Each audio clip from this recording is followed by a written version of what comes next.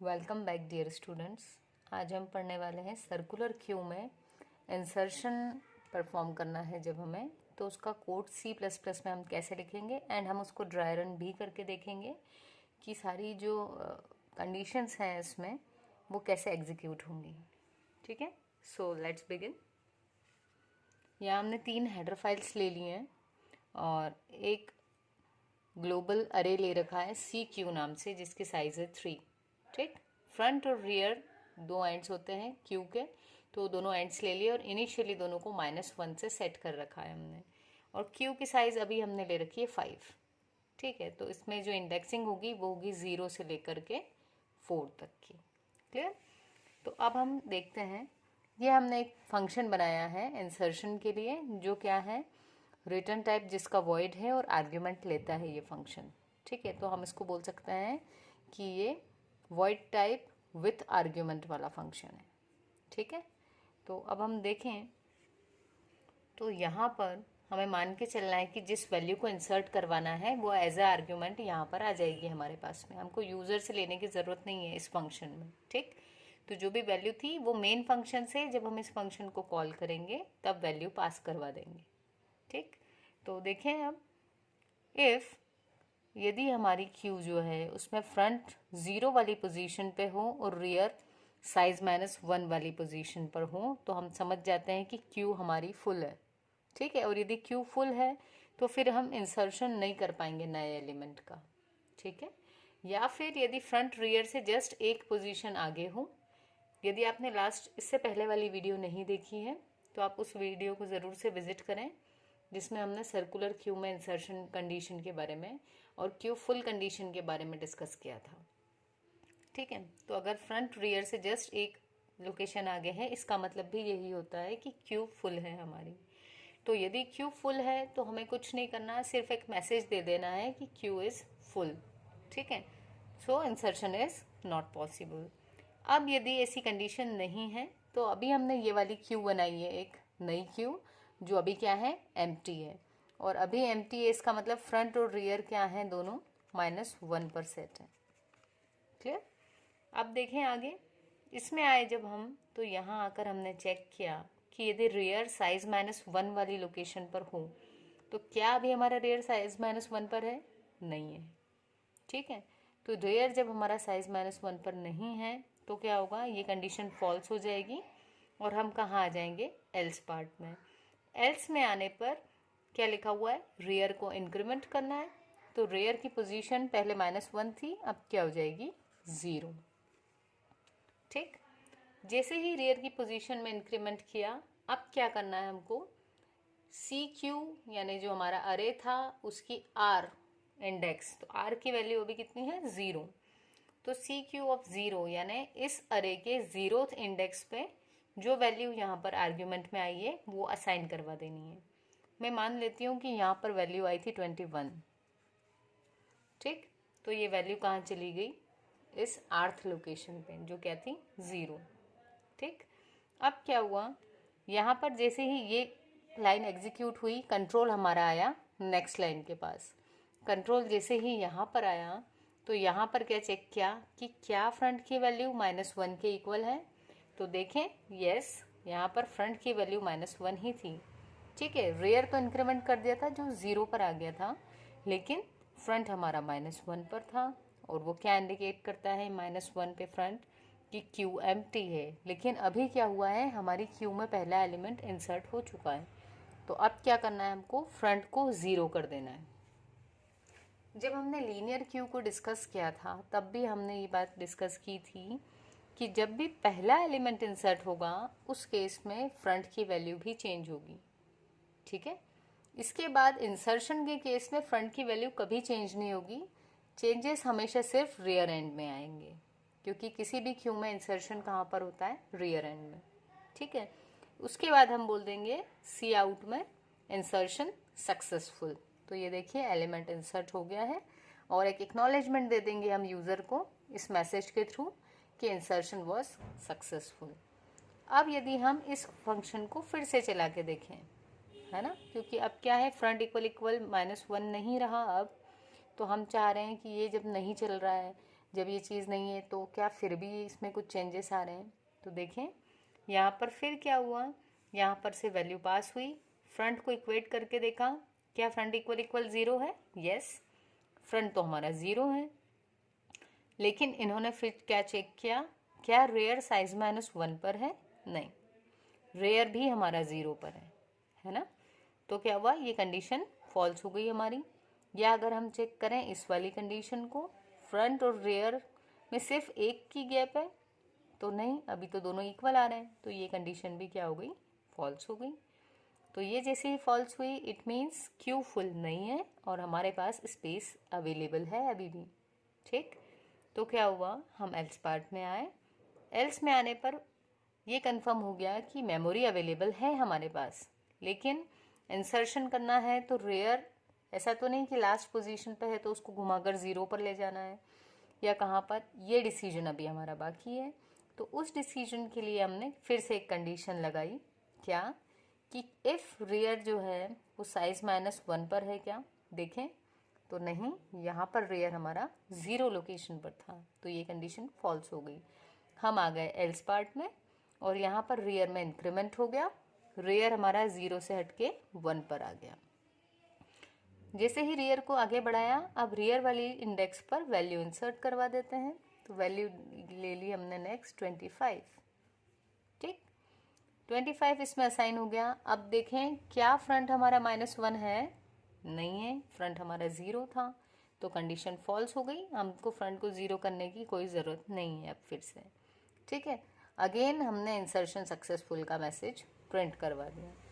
तो अब ऐसे ही करते करते फिर से हमारा ये लूप, अगर हम फिर से इस फंक्शन को कॉल करें तो देखो अभी स्पेस है, इसलिए कंडीशन फॉल्स। यहाँ पर आए, रियर इक्वल इक्वल साइज -1 नहीं है, तो फिर क्या होगा, एल्स में जाएंगे, रियर की वैल्यू आगे बढ़ेगी, यहाँ पर आ गए, यूज़र से जो वैल्यू यहाँ पर आई थी वो हमने असाइन करवा दी।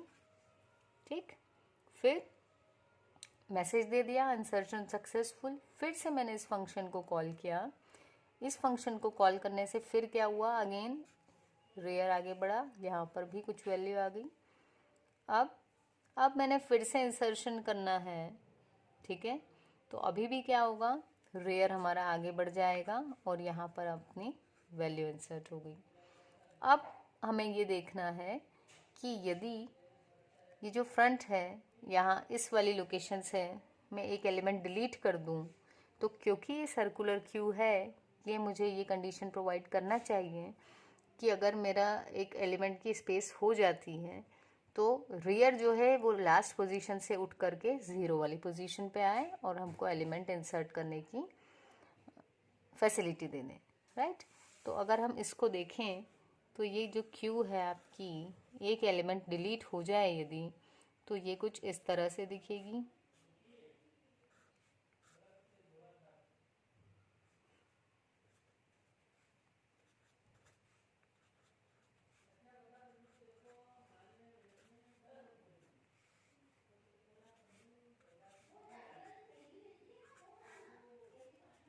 राइट गाइस, तो जब 21 को डिलीट करना है तो क्या होगा, फ्रंट हमेशा डिलीशन के टाइम पे फ्रंट आगे बढ़ जाता है और वो एलिमेंट जिसको पहले पॉइंट कर रहा था वो डिलीट हो जाता है। तो देखिए फ्रंट आपका 0 से कहाँ आ गया, 1 के पास।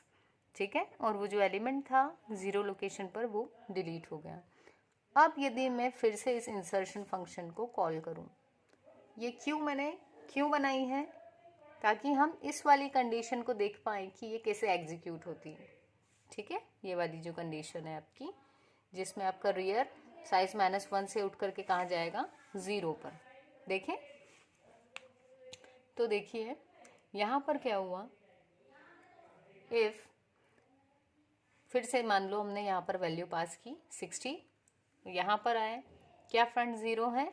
नहीं, फ्रंट 0 नहीं है इस कंडीशन में, तो ये पहली कंडीशन तो फॉल्स हो गई। दूसरी वाली को चेक किया, क्या फ्रंट की वैल्यू रियर से एक ज़्यादा है? तो नहीं, रियर की तो 4 है और फ्रंट की 1 है, एक ज़्यादा नहीं है।